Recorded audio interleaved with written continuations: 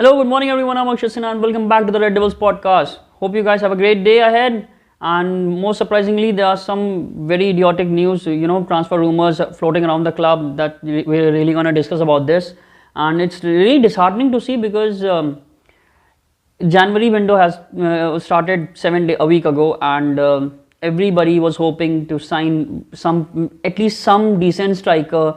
Everyone is hoping to sign Joao Felix, Man United to sign Joao Felix, but unfortunately, again, the owners, they can't even chuck out 14-15 millions. But we're going to talk about that. But first, we're going to talk about Aboubakar, because this is the most recent news that has been floating around the many podcasts, many articles, and many Man United podcast platforms that Aboubakar, he's a Cameroon striker, he's 31 years old, and he's in Al Nassr. He's actually playing with Ronaldo right now, and they want to fish him off, and obviously why won't they, because they just got Ronaldo.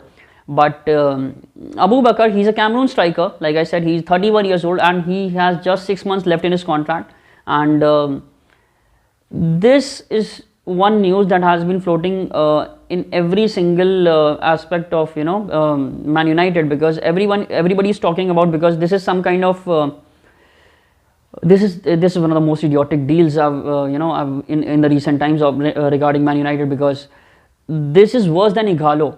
What happened with Ighalo was we signed a striker who was a little bit quick, he could score goals, he could play as a number 9, but this I mean, he must have physical prowess, because that is what people are talking about. But I don't think so that he's the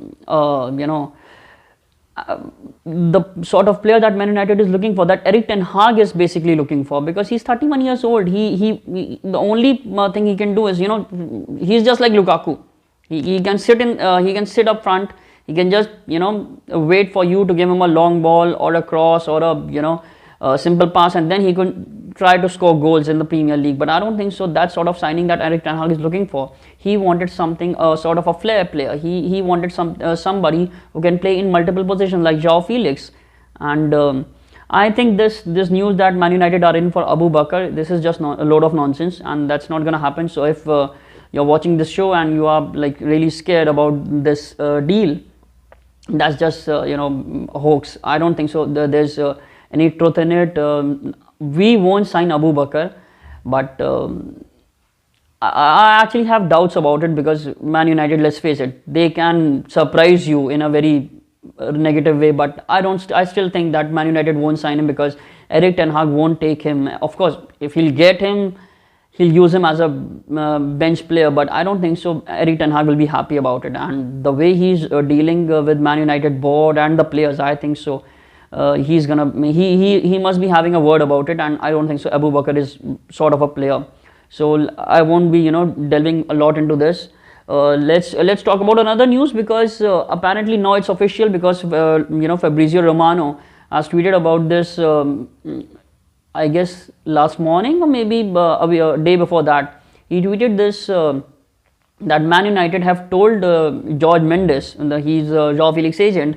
They've told him that they're interested in loaning him out, and apparently Arsenal are also interested in Joao Felix, like I told you in my last video. And Arsenal have also held talks with George Mendes, and now George Mendes is talking with Atletico Madrid about some loan fees, because like I said in the last video, that they are actually looking for around 12 to 13 million, and Man United have offered around 3 to 4. So if Man United are offering 3 to 4, I don't think so that Arsenal are gonna pay him like 10 or 12. They'll likely, because they are in need of a dire striker, so they may offer around 6 or 7.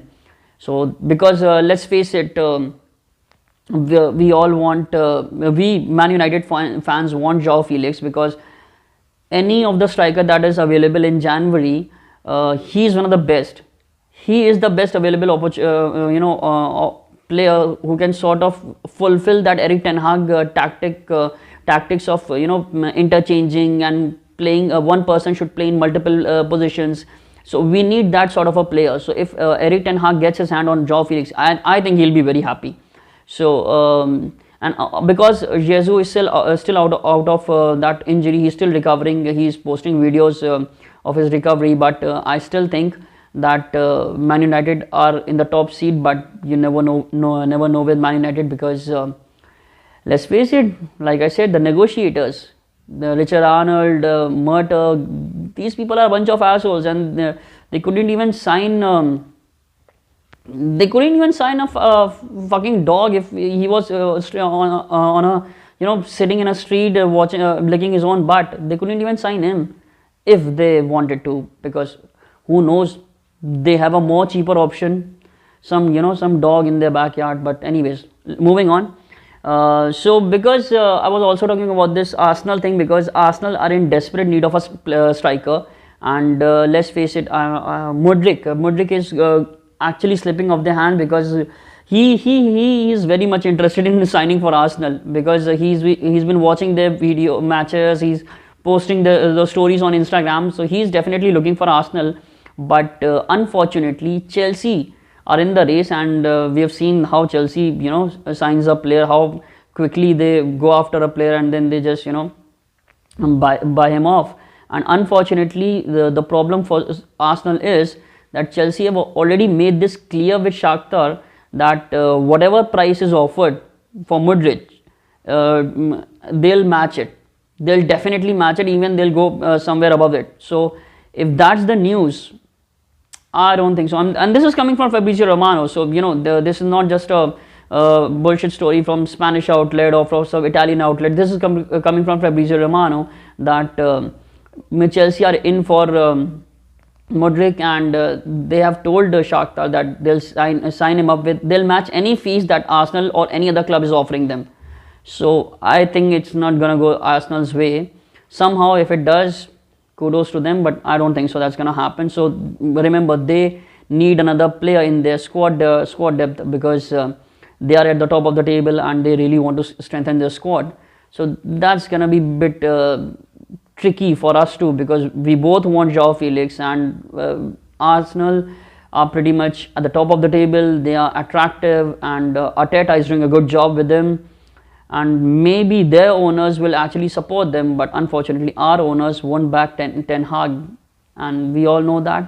But let's hope so, because there are still talks going on. George Mendes is still in talks with the Atletico about the loan fee, so let's hope so that in a couple of days we'll get some new update. But as far as strikers are concerned, recently this has come to the surface that Memphis Depay, he wants to leave Barcelona and wants to come back to Man United, and he's apparently looking forward to it. But and this is coming from some Spanish outlets. I have no idea about this, but I mean, definitely, why wouldn't anyone want to leave Barcelona at this moment? Because let's face it, you are not their main striker, and you are not doing a very good job.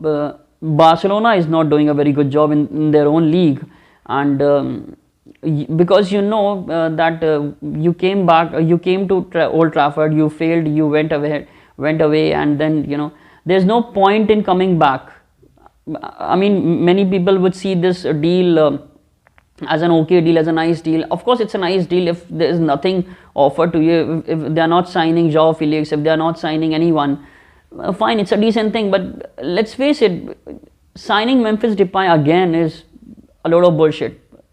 If I was the manager, if I was the sporting director, I would have just say no to that representative of Memphis Depay, that many people want to play for Man United, but still we don't want you back, because there's no point in signing a ex-player who went away for a couple of years, and still he's not that sort of a player who made a big name for himself.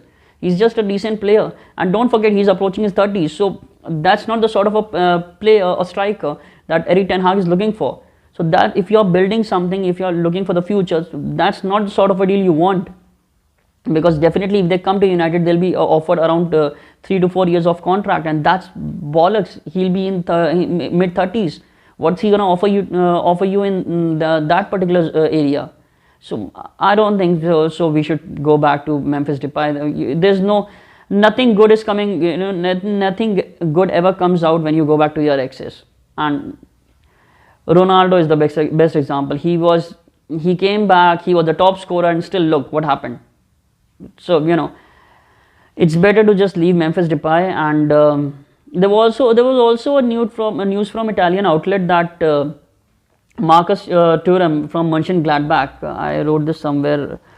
He also have 6 months left in his contract, and he was also some radar of Man United. And I don't know whether Man United are actually looking for Marcus Thuram, but I think he's an okay player. He's a decent player.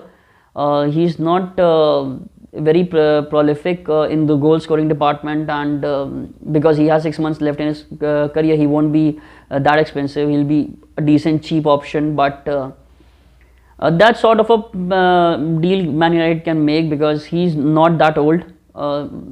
So Erik ten Hag can work with him, and because he's not of a starter and he's not of a prolific goal scorer, he won't be demanding every single game starting, and we'll be having one player that could play after Martial, off the bench, or maybe start some of the games. But we actually, I mean, if there's some truth behind this news, I'll be okay with it because he's a decent bench player. But again, we lack squad depth. We don't need bench players. We need starters. We need people who are actually good.